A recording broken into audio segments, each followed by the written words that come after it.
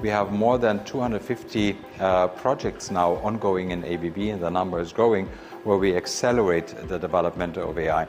So we are driving it as part of our core strategy, and we are very happy that we are now in China even accelerating that development. One of the ideas was using an AI tool to actually help the robotics to become easier to use, to have access into the industries in much, much easier way. We have more than 2,300 robotics colleagues here, and across ABB in multiple locations in China. We have great operations, and more than 85% of our sales actually is for China, but we also export to the surrounding countries. We are very happy to be local in China, and we're very happy with all the development and the investments in AI here in Shanghai, but also across China, because we believe that AI has multiple components in the university, in the startup world, but in our customers' ecosystem as well.